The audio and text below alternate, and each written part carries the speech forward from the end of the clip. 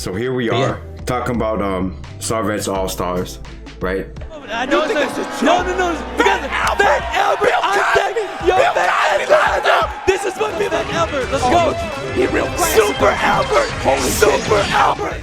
I wanted to take Street Fighter Third Strike and put in the old backgrounds in the Mugen because I thought they were cooler. It was a lot less technical of a challenge than I imagined, and I was like, oh shit. So I knew the auction tournaments well, right? Because we've been doing those in the Midwest forever. Like that's been Keats and Tupperware doing those for a long time. So I'm very familiar with the auction tournaments, with the format, but the actual the Mugen build itself, I knew nothing about coming in. On the lead up to Combo Breaker, I was thinking to myself, like, hey, maybe they'd be interested in something like this, because I know that at UFGTX they did the Mugen tournament where everyone just got random characters, and it was incredibly hype. I was like, holy shit, maybe we can do something special. So I told Rick about it. I remember he was pretty much on board right off top. He's just like, well, what is it? Like, let me see. Rick put me in touch with Keats, and then Keats was like, hey, you know what we could make teams. We can auction off blocks of teams, and they'll all have like a very strong character, like mid-tier character and low-tier character. And I was like, that sounds perfect. The stages were, compressed images of like a picture taken outside the Combo Breaker venue in St. Charles. I don't know any of these old Samurai Showdown characters like Abix, like Giant, whatever the green thing was. And I have no idea if they were as broken in their default game. What did they give them to make them that goofy? I was like, what characters do I like? I like a lot of button happy, kind of slappy characters. I just go down these kind of Mugen paths and just find new surprises. The roster just easily fell into place. Basically just my favorites. So we've had a lot of really fun, crazy auction tournaments because usually they have a twist and usually they do the best with the team games. This was like, I want to say it was over 1,500 or something like that. Like it was an absurd amount of money that these people were playing for very late at night in a game that was undoubtedly broken, that nobody had really seen that version of before. One of the huge problems that I was especially worried about is my laptop was starting to die, right? On top of that, being worried about a stage or characters breaking. Sometimes there'd be little times where the game would hang up, and we did the best we could to get that out of the equation. But you're never quite sure.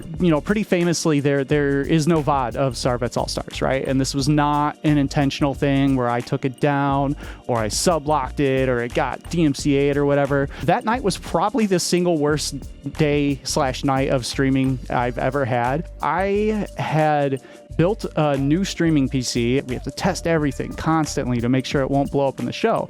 So I had it running for like 72 hours. I was streaming to a test channel, just random crap and everything. It was great. Fire it up, and it apparently had a bad memory stick, and it was just crashing nonstop. The computer was like blue screen of death every 15 minutes. That's actually why there was no VOD of it, is the video file was corrupted. By the time Sarvets starts, I barely can still work the keyboard because I've just given up on the day, right? It's just been a miserable day. And then it ended up being one of the most fun shows I've ever had. And I think the fact that the archive got exploded made the event fit the aesthetic a bit better, right? Like you kind of had to be there. I couldn't be any happier because everyone enjoyed themselves, and it's over. And now I was able to enjoy my weekend. I had such a good time watching everyone crack up and just kind of laugh and enjoy like the excitement of the event itself. None so much as myself though. I was just blown away that everything was working, and it was so crazy to go from an idea to just see it completely in motion and people actually were into it. I was like, this is great. If you were watching live, you got some really, really fun stuff, seeing Obama and Jay work together. And I don't know how they got the chicken. They got some chicken wings that they, like, archaeologists cleaned, like dry bone. They got every last scrap of any chicken remains off these bones over the course of a couple hours. So I am like keeping an eye on the audio mixer to make sure you don't hear like sucking on chicken bone noises. I think for Combo Breaker, it's not all about the competition. It's largely about the competition, but sometimes it's about being a goon around a table with a bunch of friends. Especially with the 24-hour venue, I thought it was a really great kind of midnight style exhibition. we have a multitude of special projects that we are going to debut at the next Combo Breaker. Nothing I can talk about for now, but we'll definitely keep you in the know. We'll have a trailer going on for you sooner than later. And I don't want to tip my hat too much toward what the surprises are, but I'm pretty sure people will be into it. But look, guys, thanks to each and every one of you from around the world tuning in to Combo Breaker 2018 Day 1. I can't see out my right eye.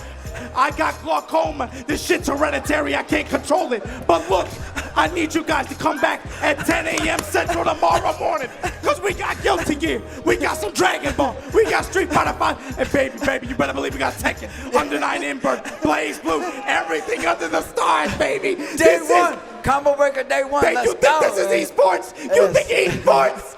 This is FTC!